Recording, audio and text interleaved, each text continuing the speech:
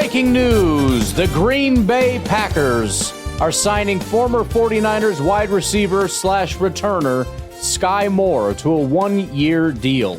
Moore averaged 27.5 yards per kick return and 11.6 yards per punt return in San Francisco, a key weapon for field position. So Skyy Moore never really materialized into the receiver that a lot of people wanted him to be. I know he was a relatively popular draft prospect. I don't remember if I liked him or not, but I had thought he had a better career than he did. I was kind of surprised when the announcement came across and we got Skyy Moore. I'm like, that dude's pretty good, isn't he? Turns out, no, not so much. The thing that I did forget is what was also mentioned, where he did excel was in special teams. So just to be clear, Skyy Moore was a second-round pick by the Kansas City Chiefs in 2022 out of Western Michigan. He's a 5'10", 195 guy. He spent 3 years in Kansas City, 1 in San Francisco, just to quickly cover his receiving ability. In 4 years with 2 different teams, so he didn't even finish out, it tells you something, his 4th year as a first-round pick, so 5 years, he didn't make it past 3. 4 years in 2 teams, 598 yards, 2 touchdowns.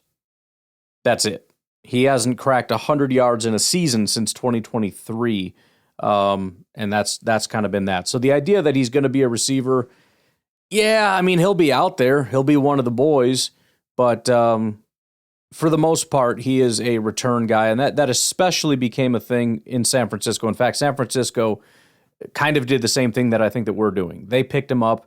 They really didn't use him much as a receiver, and then boom, they put him on as a return guy. What did he do? Well, the one thing that's really good about him, kick and punt. It's been a complete nightmare as we've tried to figure out who our kick returners are and who our punt returners are.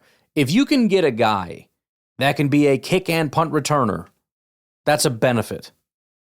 He has 0 muffed punts on kickoffs. He does have 5 on punts, but 3 of those came in 2022. 2 of them were last year. So that has happened. I don't know what the standard rate for that is, how good or bad that is. But again, 0 on kickoffs.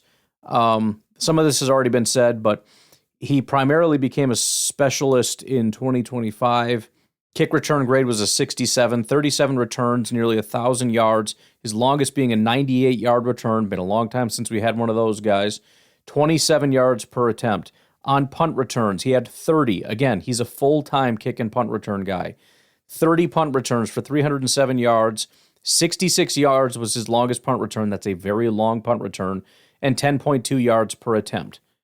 And 2 muffed punts. So I think if nothing else, again, we're bringing stability. And remember, this is not a massive investment. We're not going, it's a 1-year deal. I'm kind of delaying here to see what the 1-year deal is going to come in at. It doesn't super matter. It's not going to be very much. And again, San Francisco had him for a year and decided to move on. So I'm not going to lie to you and tell you this has been the most elite return guy in the world. However, he is a guy that took punt and kick return duties, so we don't have to freaking worry about that. At least hopefully. There's no guarantees here. He may not even, make the team possibly. We'll see how this goes, but theoretically, this is a guy that can handle that, and we'll see what Matt LaFleur has in terms of wide receiver ability, because he does get used as a receiver at least a little bit. And yes, if you're wondering, he has been used as a rusher on occasion. He has 11 rushes for 68 yards, 6.2 yards per attempt. So don't discount that possibility that Matt LaFleur is going to have some kind of a kick returner in the backfield doing some crazy stuff once in a while. That's absolutely going to be a thing, assuming, again, he makes the team, which I think he will. It's a 1-year deal. Please tell me the details so we can freaking move on here. Matt Schneidman calls it the Mecole Hardman experiment, but younger. So one of the questions that I had is, and this is always going to be the question, if he's good enough at his job, why let him go? And I think it honestly, the question comes down to, are we going to pay for a pure specialist? I'm pouring through some different things over here. Obviously, this is not the team. This is just Reddit, but there's a Reddit thread. Should we bring back Skyy Moore? In fact, it was a massive thing. A lot of people were asking that. There's articles all over Niners Nation, pros and cons to Skyy Moore. Should we bring him back? numerous articles like that. And it really just comes down to, some people are complaining about his special teams ability, just like you'll find with anybody. It's one of those things you don't appreciate it until it's gone, and then you're like, dang it, why did we do that? But let me just go through a couple of these to kind of give you an idea of probably why we got him if this is such an automatic thing. First of all, there's this guy saying, I think we definitely should. These people don't seem to realize he could have been a Pro Bowler as a return man this season. He's so much better than what we've had, will be cheap, and has some receiving/gadget upside. The next one says, no, unless we have a roster spot for a pure specialist. We need to be upgrading our wide receiver room massively this offseason and would rather see the roster spot go to someone who can return and play meaningful snaps at wide receiver. First of all, he's probably asking too much for that.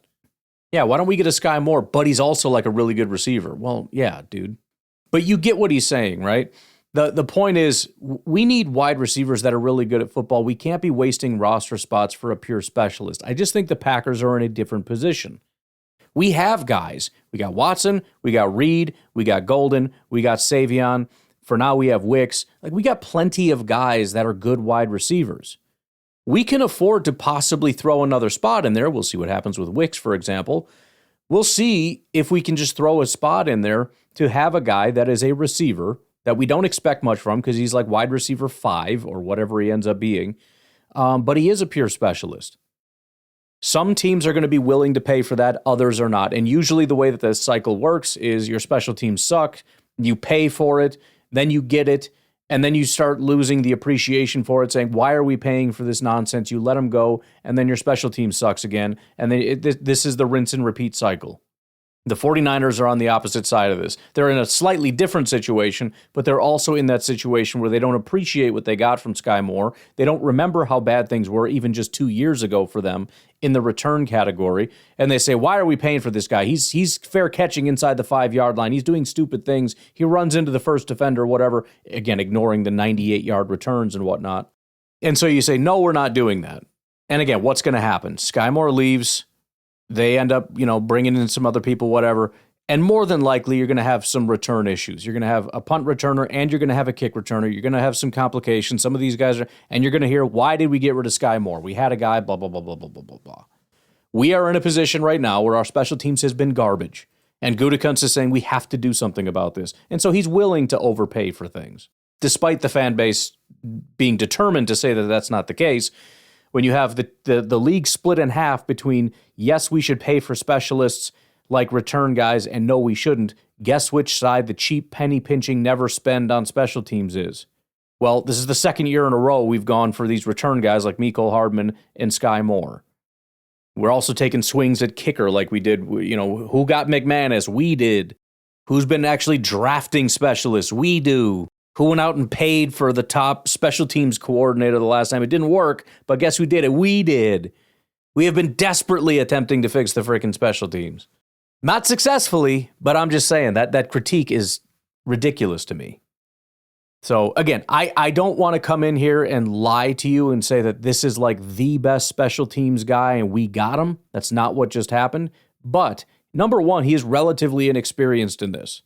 I don't know that I highlighted this quite enough, but if we go back to his kick returns, he had 37 kickoff returns in San Francisco in 2025. He had 43 total. In Kansas City, just 6 over 3 years. Punt returns, he had 30 last year, 16 for Kansas City in 3 years. And that was just 2022. They didn't use him as one in 2023 or 2024.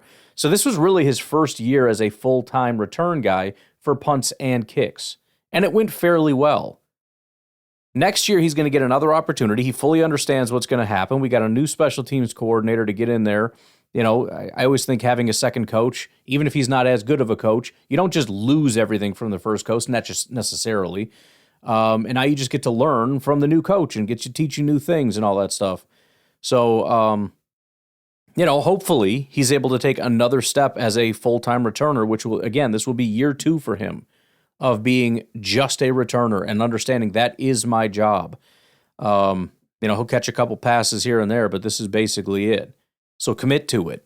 and be that dude and spend all your time, just like I say with Jordan Morgan and Belton and all that crap. Stop pretending we're all these different things. Like Bo Melton, you're a corner and you're a wide receiver and you go over here and you do this. And Belton, you play tackle, but then you play guard. And dude, give the man a job and let him be an expert in that job. Let Skyy Moore come in. He doesn't even need, he knows how to catch passes, right? He goes out there and it's, preseason or whatever. He's running the wrong routes. Why? Because we didn't even give him the offensive playbook. He doesn't know what we're calling. He's just winging it out there. Okay? He spends all his time with our special teams coordinator, whose name I don't even remember at this point. That would be my preference. Let him be a specialist. Let him be amazing.